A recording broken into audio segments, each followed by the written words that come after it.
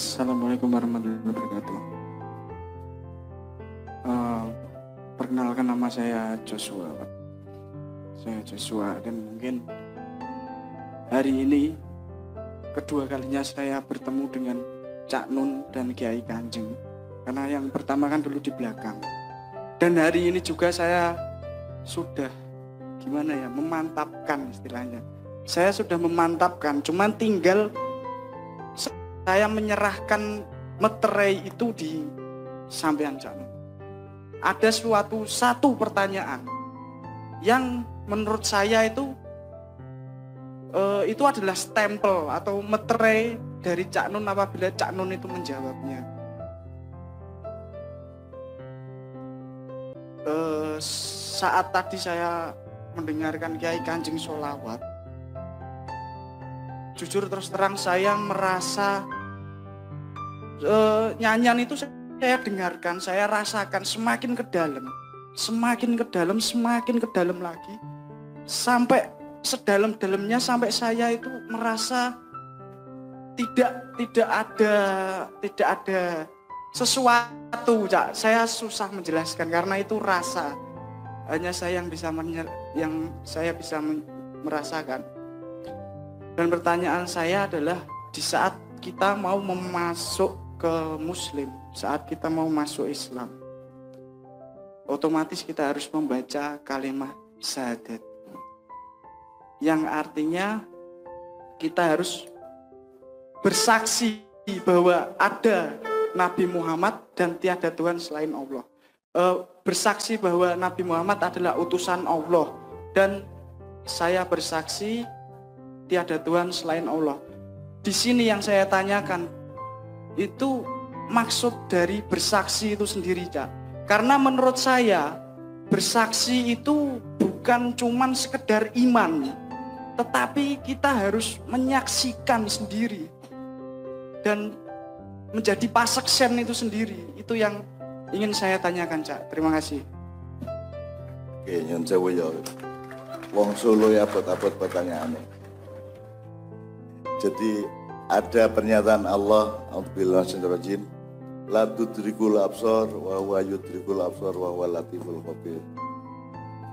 Allah itu tidak bisa dilihat atau dinilai atau dikenali atau diapapun ya. Digapai oleh absar, itu maksudnya makhluk-makhluknya. Wa huwa yudrikul absar, tapi Allah bisa mencapai dan melihat, mengenali, mendalami apapun saja makhluk-makhluknya. Gitu ya Mas ya. Jadi bersaksi kepada Allah itu tidak diharuskan oleh Allah untuk mengetahui Allah, tapi mengetahui kehadiran Allah. Dan kehadiran Allah ya gampang banget. Aku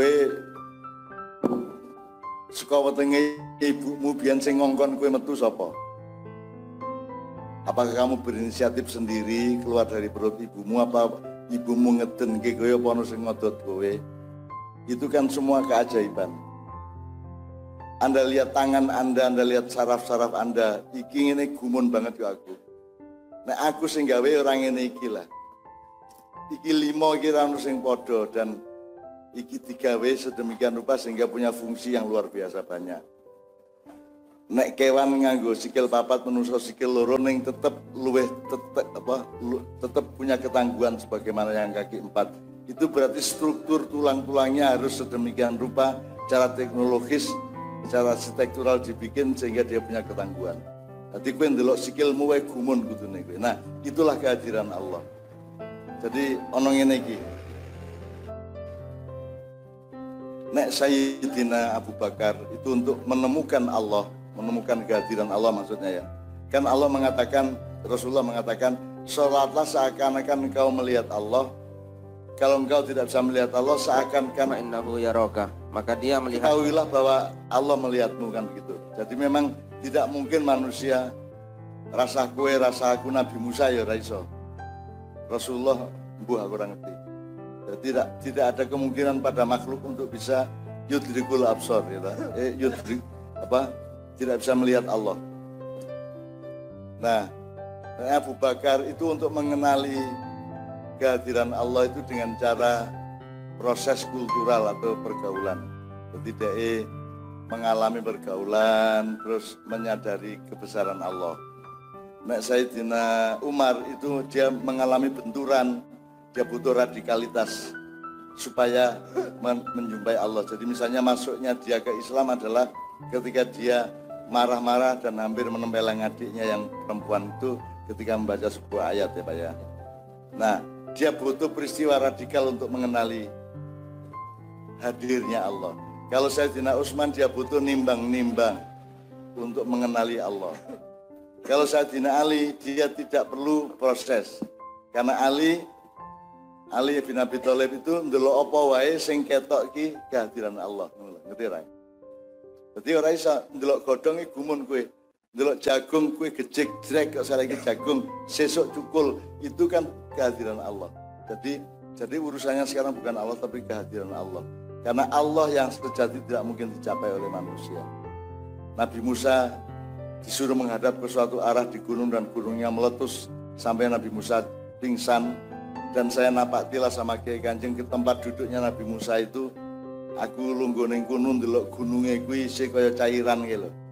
Karena dia meledak ketika Allah ditagih Nabi Musa untuk bisa melihat wajahnya.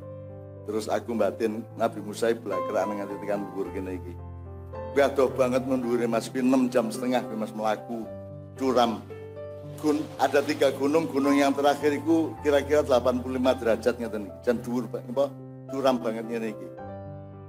Nek sadurunge mengene iki gunung yang terakhir itu kudu sak rong langkah leren sudah abot banget apa jenenge? Sukar banget medannya sampai Nabi Musa meneng-meneng runu kuwi lho. Ngopo lho kuwi blakraan ngono kuwi. Menggolek Gusti Allah kan gitu. Nah, padahal waktu itu belum ada warung. Ketika saya sampai Kiai Kanjeng banyak warung. Jadi di satu gunung itu kira-kira ada 3 warung. Nanti di terakhir Islamianto itu hampir pingsan, dia tiduran di warung yang terakhir di atas gunung yang Tursina yang terakhir itu. Nah saya Mas Bobit itu yang pakai keyboard itu juara 1 naik gunungnya Nabi Musa itu karena konsentrasinya bukan Nabi Musa, konsentrasinya mencari Ake. Maka dia sangat semangat naik. Gitu. Nah Ake itu juga jangan lupa, Ake itu namanya yakut kalau dalam bahasa Arab. Dan Rasulullah itu disebut di dalam khasanah Islam yakut. Tadi saya lantunkan Muhammadun basarun walaisa kal basari bal huwa yakut. Nek kowe karo aku mengkrikil watu biasa, nek Kanjeng Nabi ki ake intan berlian apa jenenge mutiara.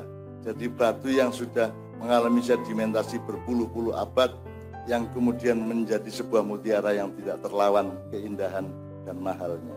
Itu Rasulullah SAW. Jadi sekali lagi jawaban untuk Anda adalah bukan menemukan Allah. Jadi Anda tidak perlu bersaksi atas itu kan posisinya keyakinan Mas, bukan posisi makrifat Mas.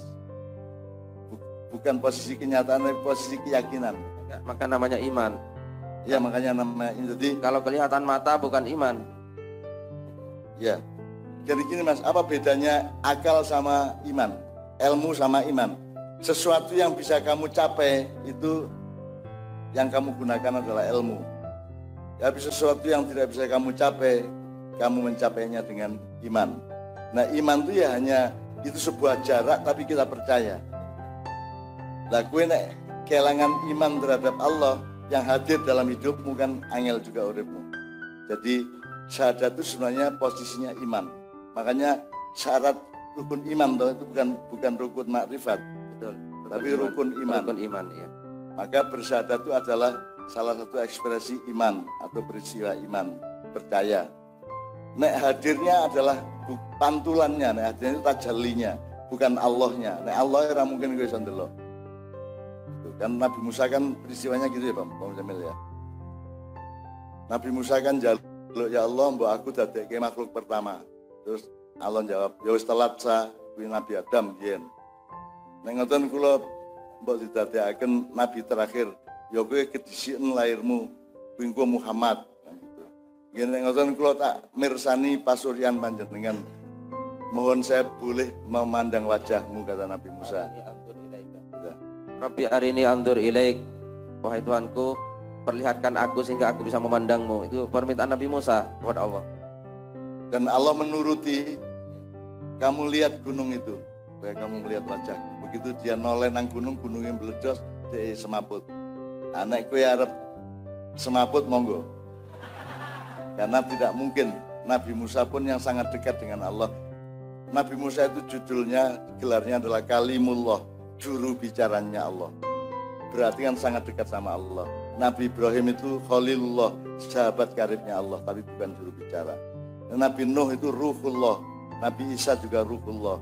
Kalau Nabi Muhammad SAW Habibullah, kinasih Gusti Allah. Dan juga lebih dekat lagi dari sahabat dekat. Kalau Khalilullah kan sahabat dekat lah ya. Sahabat, Nabi Ibrahim itu sahabat, tapi Nabi Muhammad kekasih. Nah, gue beruntung ngelumpuk ning kene iki mergo ana Kanjeng Nabi Muhammad, dan Nabi Muhammad adalah kinasihnya Allah, dan kita adalah orang yang juga mengasihi dan mencintai Rasulullah SAW. Dan sekarang kita bingung mikir, Kanjeng Nabi ngerti ora acara iki?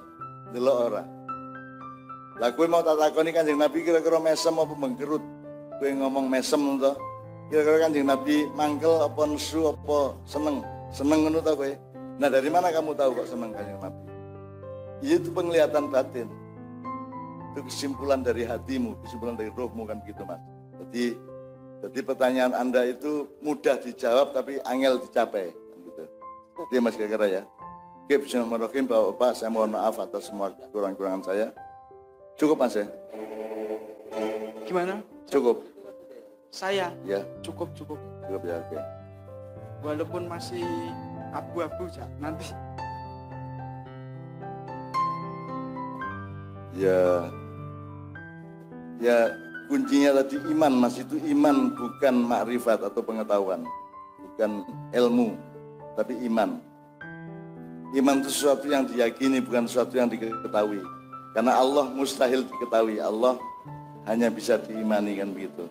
Bukan Allahnya hanya, tapi kita hanya bisa mengimani Allah. Benar ya? Oke, saya mohon izin, kita sudah masuk ke hari Minggu lebih dari 1 jam. Kita akhiri bersama. Saya tak dongake kowe kabeh atimu njaluk nang Gusti Allah. Selama dilantunkan oleh Kiai Kanjeng ini Anda memohon kepada Allah, aku ngeterke muga-muga Allah bermurah hati untuk mengabulkan kebutuhan-kebutuhan Anda, bukan keinginan tapi kebutuhan Anda. Allahumma sholli wa sallim ala sayyidina Muhammad.